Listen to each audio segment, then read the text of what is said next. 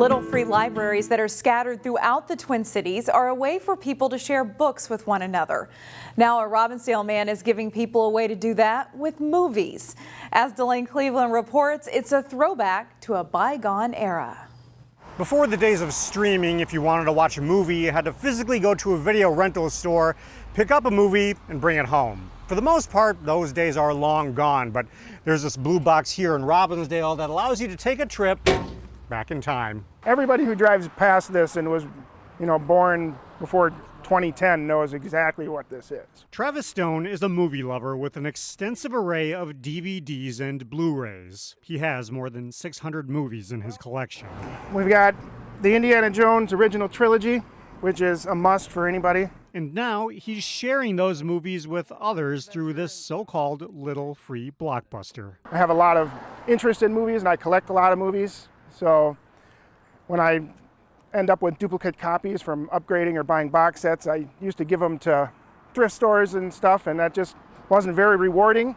Through an internet search, he discovered the website freeblockbuster.org and learned about a movement to provide free entertainment to as many people as possible. So he bought an old news rack online for $20, painted it blue and yellow, and got the okay from Robbinsdale's Fly Vintage and Vinyl near 36th and France to place the box out front on July 11th.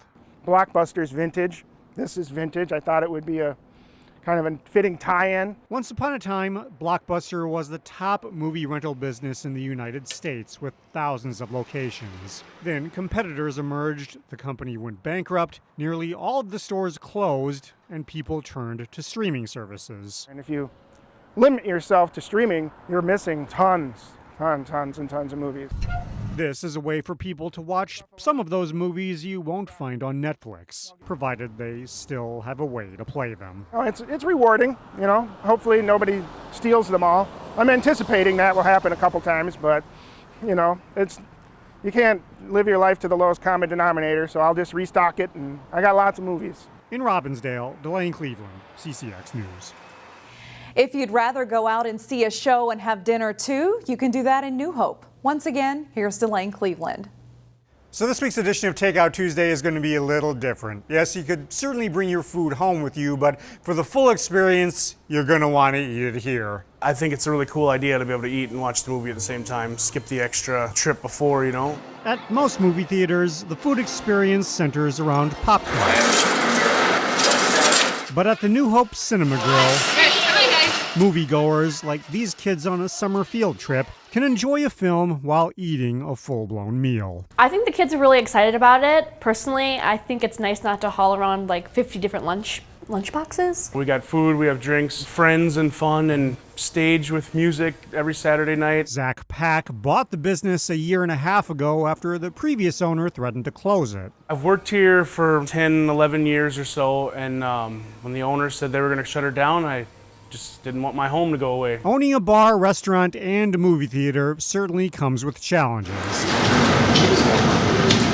But for Zach, it's a labor of love to keep this New Hope landmark going. Yeah, we definitely get a lot of people who are excited that it's still here. The venue is a one-stop shop for entertainment and dining that offers a unique experience for people of all ages. I personally have not seen anything like it before. Like, obviously you can get food at movie theaters, but I feel like this is just a whole different vibe. The seating is really nice. There's tables, which is awesome. For the most part, the food is typical bar food. Breakfast, get your fix, Outtakes, 6 for 6, breakfast. But they recently launched a breakfast menu offering 6 items for $6 a piece. Just one of the many things that keeps customers coming back for more. I mean, that's what the Cinema Grill is all about, getting your family together to have fun. In New Hope, Delane Cleveland, CCX News. Visitors to the Minnesota State Fair next month will have an opportunity to eat a delicious treat normally found at a Crystal ice cream shop. So this one's passion fruit, this is strawberry, and those two are water-based. And then we have bubble gum, pecan, Oreo, and pistachio. This week, the Minnesota State Fair released its list of new foods that fairgoers can enjoy, and Crystal's own Michoacana Rose made that list. The dessert shop along Bass Lake Road will offer paletas at the Hamlin Church Dining Hall. A paleta is a Mexican frozen treat that's usually made with fruit and mixed with milk. And like all good fair food, it comes on a stick.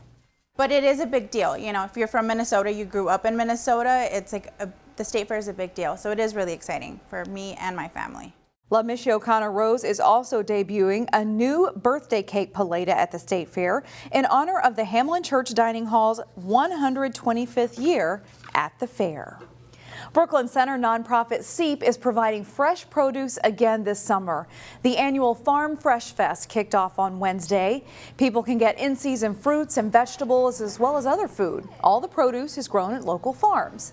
This was a drive-through event last year due to COVID, but this summer CEAP returns to its traditional farmers market style setup. We are thrilled to be out here. You know, it's been really challenging for us the last 2 years, and this is really the first opportunity that we've had to be kind of front-facing with our community members, and so we're just thrilled to be out here today. The food is available for anyone who wants to stop by. The next Farm Fresh Fest is July 27th from 4 to 6 p.m. For more information, check out CEAP's website, ceap.org.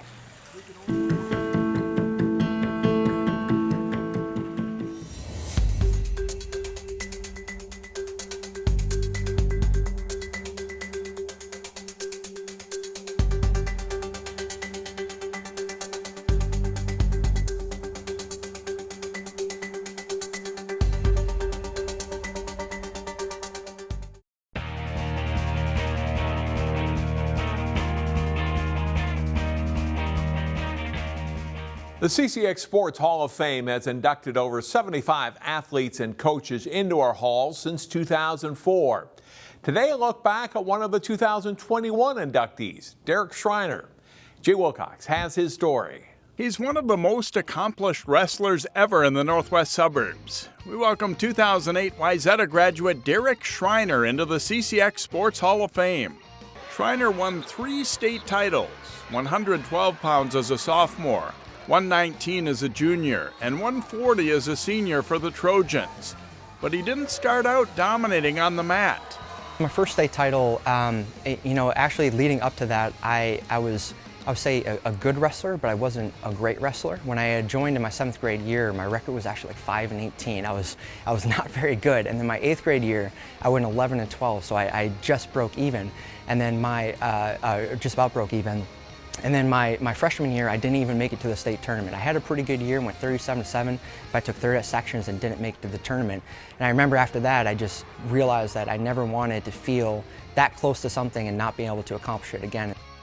It isn't something he thinks about day to day, but being a 3-time champ is a point of pride for Schreiner. He didn't do it on his own. I take pride in it, knowing just the amount of effort that people had dedicated to me to allow me to reach the goals that I had and actually surpass what I thought was possible at the time. And so there's a pride associated with that. And he became so good at one move that to this day in the Wayzata wrestling room, you'll hear it referred to as a Schreiner tilt.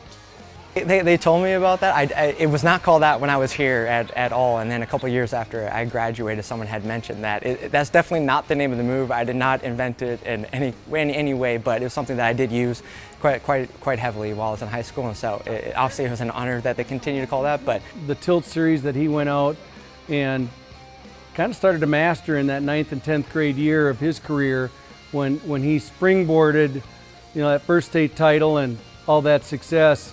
We've been coining that term, the Schreiner tilt, since then, and every kid in here knows it. Schreiner went on to wrestle and study finance at Cornell at a time when the Big Red placed in the top 5 4 years in a row at the NCAA wrestling tournament. Derek didn't crack the lineup often, but he has no regrets about his choice to stick it out at Cornell. I, at the time, wanted to be a part of the best program that I could.